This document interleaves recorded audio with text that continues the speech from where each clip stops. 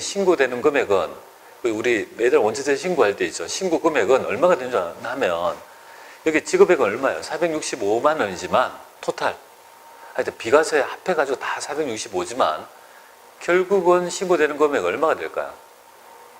30만 원은 그저 제출하지 않으니까 30만 원 빼면 그럼 435만 원이 된다 이 말이잖아요. 지금 토탈이 얼마예요 지금? 자 보세요. 465만 원인데 토탈이 여기서 얼마 빼요? 미제출 비과세는요? 30을 뺄 거 아니에요, 그죠? 그러니까 과세관청에 신고되는요 435만 원 요게 된다는 거 아니에요, 그죠? 요 금액이 신고된다는 점을 알아야 돼, 그죠? 그리고 요 금액에 대해서 원천세를 25늘 한다 이 말이잖아요, 그죠? 자, 요거 이해하고 이제 그 다음에 뭐 할까요? 요거 여기 나왔잖아요, 25만 원 나왔죠? 그럼 여기 원천세 신고서를 한번 돌려보겠습니다. 나가요.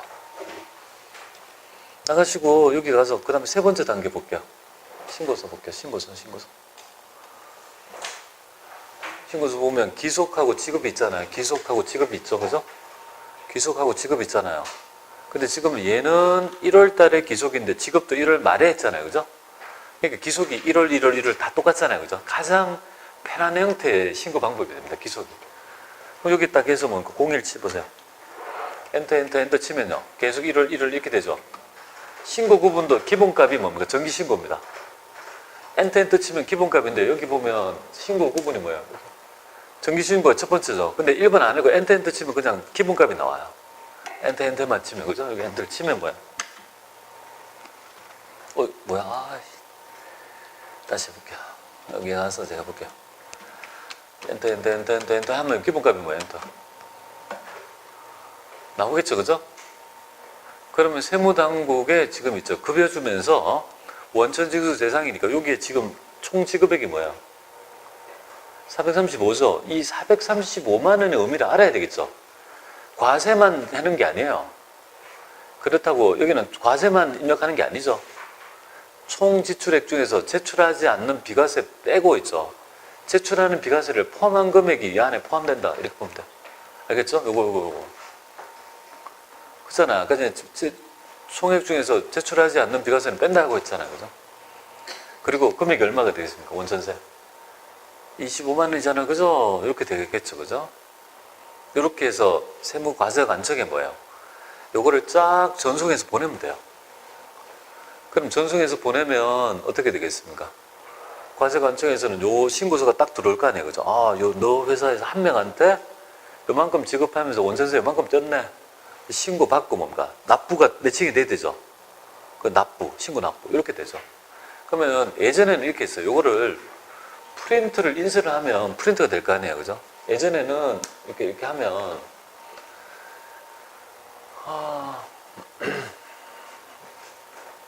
이렇게 있죠. 원천징수 이행상은 신고서 있죠. 법정서식이 있죠. 이렇게 만들어진다고요.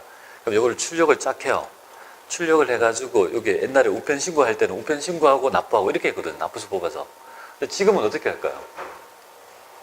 지금은 그렇게 안 할 거 아니에요. 그죠? 지금은 그렇게 안 하고 이거는 참고로 보여드릴게요. 원천세 신고서 작성을 하면 이렇게만 하면 되는데 시험에서는요.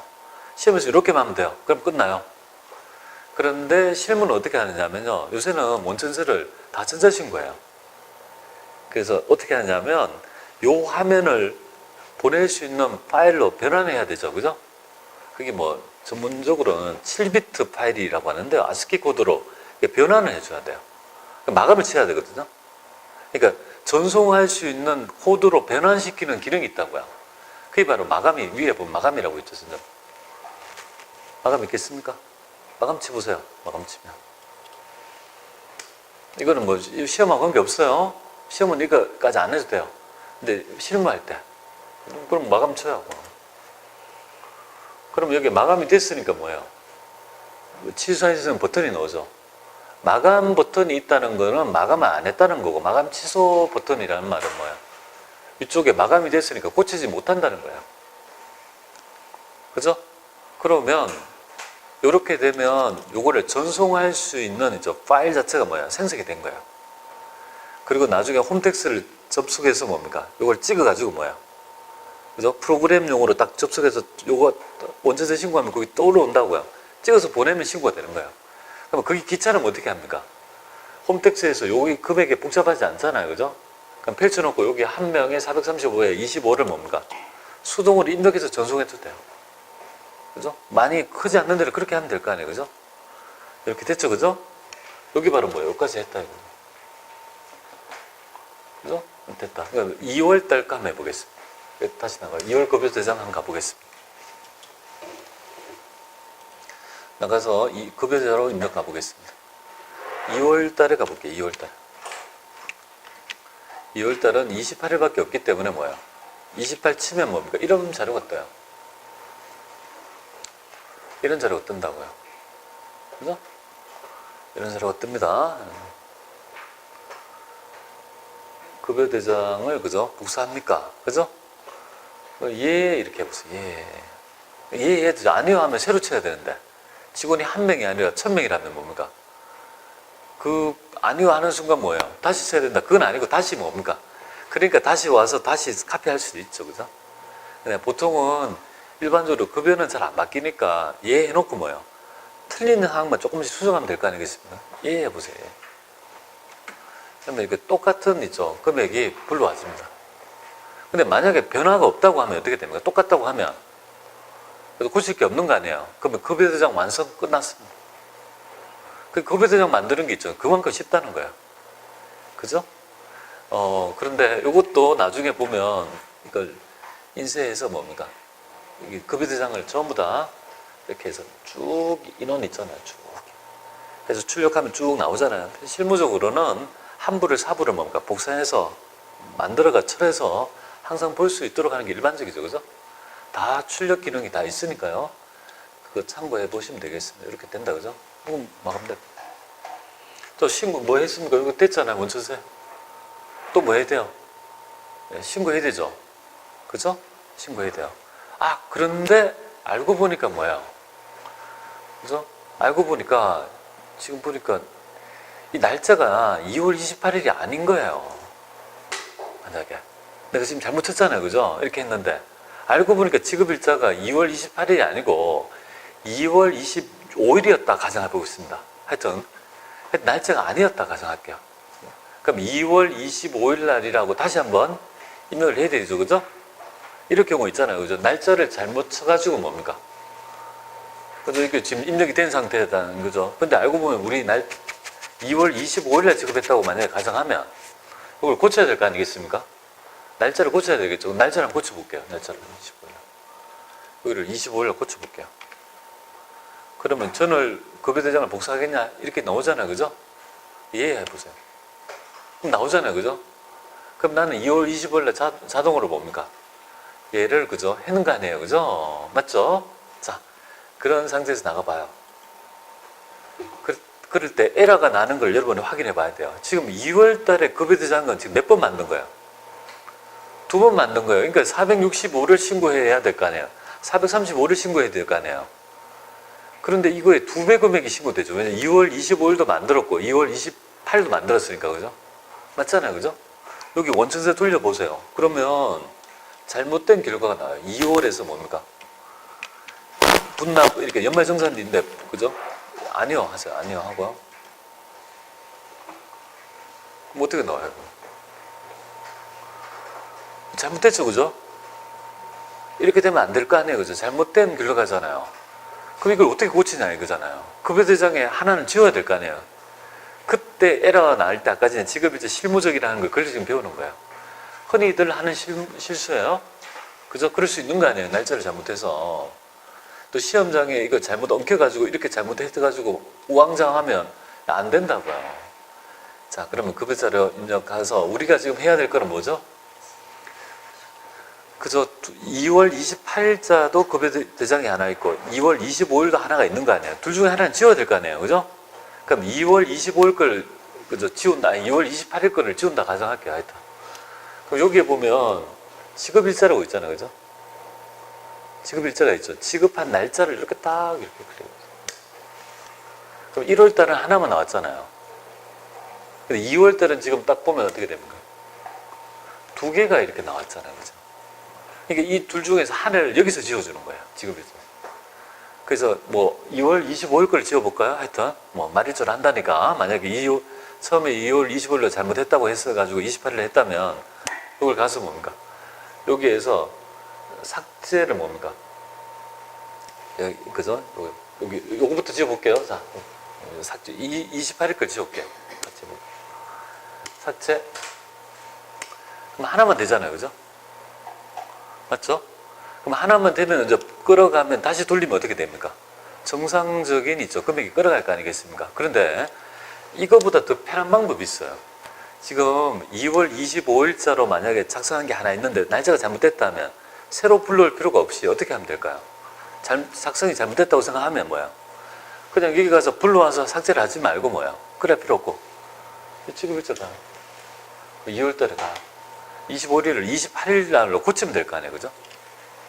이게 더 편한 방법이잖아요, 그죠? 지급일자에 가서 여기 칸에 가서 뭡니까? 지급일을 뭡니까? 지급일을 수정해줘요. 지급일자 수정. 그래서 요 날짜를 치면 돼요. 그죠? 그래, 2019년도 2월 28일 이렇게 치면 되겠습니다. 수정하냐 이해하면 되겠습니다. 알겠죠? 두 가지 방법인데 지금 요거 방법을 쓰란 말이야. 내가 만약에 일자를 잘못했다고 하면 여기 일자에 들어와가지고 그 날짜를 고치면 하나만 생성될 거 아니겠습니까? 맞죠? 이럴 때 쓰는 기능이 뭐예요? 실무적 기능이 지급일자라는 있죠. 고치는 기능이 되겠습니다. 시험에는요, 출제 안 돼요, 이런 거. 시험에는 출제되지 않습니다. 그런데 시험에 출제는 안 되는데 사람들이 이걸 잘못해서 있죠. 시험에는 출제하지 않는 걸 중간에 엉켜가지고 어떻게 해야 될지 우왕좌왕하는 분이 있습니다.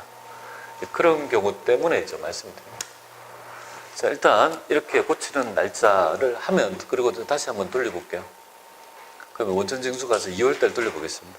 2월달 이렇게. 그러면 결국 아니요 하시면요. 결국은 내가 지급일자를 수정하거나 하나만 존재하니까 뭐예요? 이제 제대로 된 값이 뭡니까? 반영이 된다는 걸 우리가 확인할 수 있습니다. 여기까지 되겠죠, 그죠? 자, 이걸 12번 하는 거예요, 1년에. 그러면 3월달은 또 어떻게 합니까? 또 카피해 넣어가지고 차이 나는 것만 해서 또 신고하고. 뭐 이런 것들을, 그죠? 12번을 반복한다. 이렇게 보면 되겠습니다. 자, 이렇게 되죠, 그죠? 그 다음에 우리 요거 했잖아요, 그죠? 이렇게 1월, 지금 요구사항이 1월분하고 2월분, 그죠? 원천세 신고서까지 했습니다. 그럼 세 번째가 뭐냐면요. 여기 아까 전에 얘기했던 쭉 자료고요. 여기 금액이고, 뭐 원천세 신고서까지, 그죠? 지금 1년의 과정을 여기 캡처를 다 찍고 있으니까 참고하시면 될 것 같습니다. 여기 다 찍어서 했고요, 그죠? 자, 그 다음이 뭐냐면요. 해야 될 부분. 이 우리 연말정산에 관한 얘기를 좀 해야 돼요.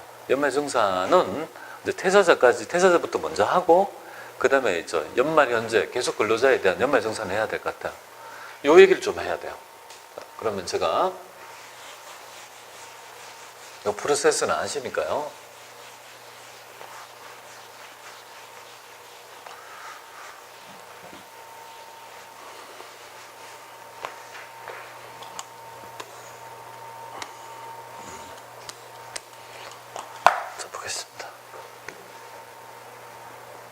연말정산이라는 있죠. 의미가 도대체 뭔지를 우리는 판단해 보죠.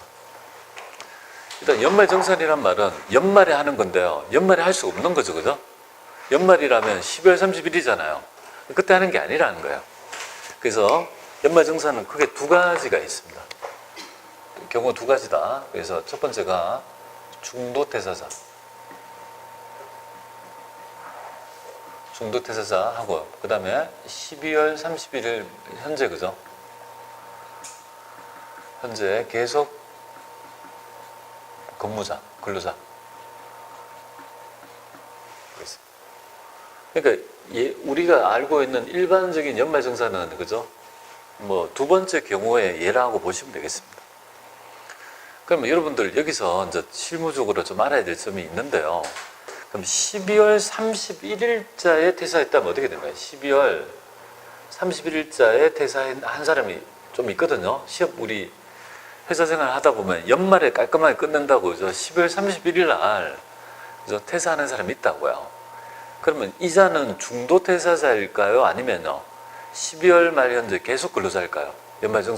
연말정산하는 경우가 두 개가 있다고요. 어디 1번일까요? 2번일까요? 2번? 1번? 여기 됩니다. 그죠? 왜 그럴까요? 12월 30일 날 퇴사했다는 말은 그죠? 12월 30일 회사를 나간 거죠. 계속 근로자가 아니다 이거죠. 12월 31일 날 12시에 뭡니까? 계속 근무를 하고 1월 1일 날 계속 연결해서 뭡니까? 계속 근무한 사람을 의미한다 이렇게 보면 돼요. 그러면 연말에 퇴사하는 사람은요.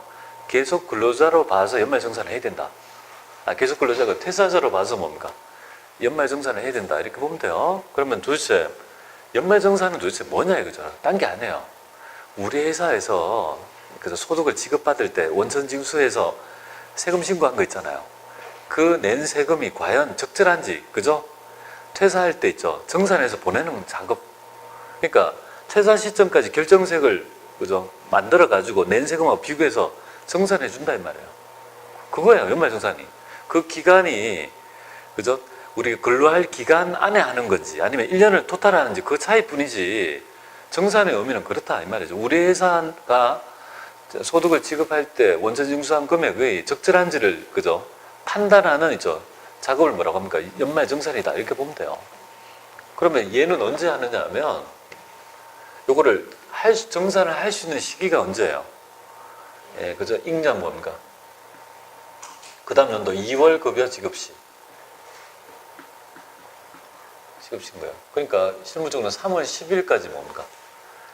우리 연말정산에 대한 신고를 다 해야 되는 거야. 3월 10일. 그러네요. 곧 3월 10일이 다가오네.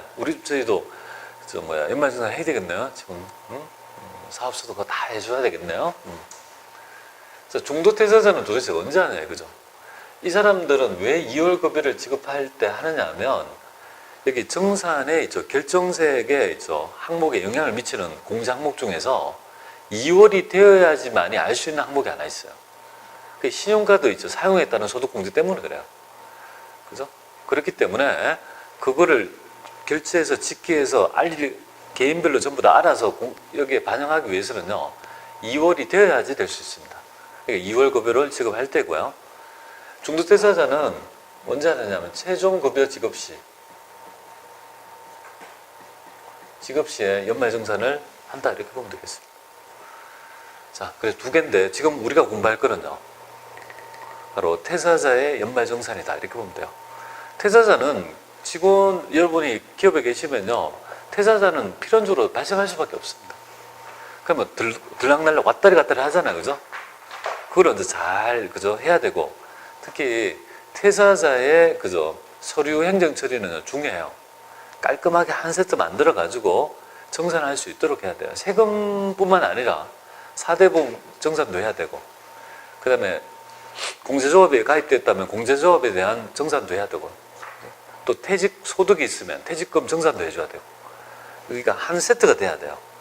근로소득의 연말정산 그 다음 각종 있죠. 퇴직소득의 퇴직금의 그죠? 우리가 세금 신고, 세금 정산 그 다음에 다른 여러 가지 회사와 계약관계에 있는 여러 가지 조합에 관계된 여러 가지 있잖아요. 그런 거 우리 사주 조합이 있으면 우리 사주 조합에 대한 있죠. 그 주식 같은 것도 이제 정산해야 되고 굉장히 많아요. 하여튼. 거기 회사에 가보시면 한 세트가 되어 있을 거예요. 그렇게 하셔야 될 것 같습니다. 자, 제일 처음에 뭐 합니까? 여기 단계를 보세요. 단계 1단계는 제일 처음에 해야 될 부분이 바로 뭐예요? 사원등록에 아까 전에 퇴사일자 좀 받으라 했는데요. 퇴사를 했다면 얘부터 우선 입력해야 됩니다. 왜 그러냐면요. 프로그램은 퇴사일자를 찍어야지만 얘가 퇴사자라고 인지하는 거예요. 근데 여러분의 시험 범위는 아닌데 세무일급은요.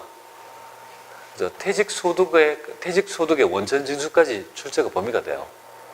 근데 여러분은 퇴직소득은 범위가 안 돼요. 근데 만약 세무일급이라면 뭐예요? 퇴직금 지급일자도 그 밑에 퇴직 연월이 바로 밑에 적는 난이 있거든요. 거기에 입력한다. 여러분은 적을 필요 없고요. 자, 그럼 볼게요. 여기서 2단계 보겠습니다. 그럼 2단계는 급여 퇴사일자를 찍고 그 다음에 어디로 갑니까? 당연히 그죠. 연말정산을 하려면 최종급여 지급 시 하니까 최종급여 대장을 만들어야 될 거 아니겠습니까? 만들고, 그죠? 만들면 여기에서 퇴사일자를 찍었기 때문에 요 중도 퇴사자 정산을 하면 연말정산 자료를 뭐예요? 그래서 연말정산 자료를 최종 급여에 이걸 반영해줘요. 딱 반영해요. 급여 받을 때 뭡니까? 정산한 금액을, 그죠? 내가 받아가 나올 수 있다고요. 정산 환급이 있다면. 요거 우리 해봐야 되겠고. 그래서 이제 연말정산 퇴직자의 연말정산 환급 절차 요거 한번 말씀을 드리면 그렇게 돼요. 일단은 여러분들이 퇴사자에 대한 신고를 해야 되거든요. 퇴사자를 신고하는 이유는 뭐냐면요. 과세관청에다가 뭐를 하는 거예요. 내가 납부한 금액 있잖아, 이미. 정배림 같으면 지금 2달치 냈잖아요. 얼마나 냈습니까? 25만 원, 20만 원, 50만 원 내어놓은 거잖아요. 그래서 이 사람이 퇴사했다고 하면 그때까지 지급한 있죠. 결정세액을 계산해 보는 거예요. 그래서 만약에 결정세액이 제로라면 어떻게 됩니까? 50만 원 내어놓은 걸 다 돌려받아야 될 거 아니겠습니까? 그죠? 과세관청에는 그러면 그걸 신고해서 과세관청이 결정해서 돌려주려면 2달이 걸린다고요. 그러면 그 퇴사자는 결국은 2달 혹은 석 달 있다가 뭐예요? 그걸 세무서로부터 받아가지고 환급이 돼야 되는 게 귀찮죠, 그죠? 그래서 보통 실무적으로 그렇게 안 해요. 환급 결정해서 결정을 안 해주고 이렇게 해요. 그죠? 일단은 먼저 1단계 어떻게 하냐면 퇴사자의 최종급여 지급할 때 일단 회사가 우선 뭐예요? 그 정산의 금액을 우선 뭐예요? 부처가 줘요. 주고 그 다음에 그 돈은 그러면 회사가 회수해야 될 거 아니에요. 회수를 어떻게 하느냐면요. 보통 기업은 매달 원천징수액이 발생되잖아요. 그죠? 낼 거랑 상기하는 행태로, 그죠? 돌려받는다 이렇게 보면 돼요. 그럼 50만 원을 돌려받는데 낼 게 100만 원 있으면요. 낼 게 80만 원 있다면 결국은 퉁치면 30만 원만 내고 그걸로 상계해서 덜 내면 결국은 환급 받은 꼴이잖아요. 근데 문제는 뭐냐면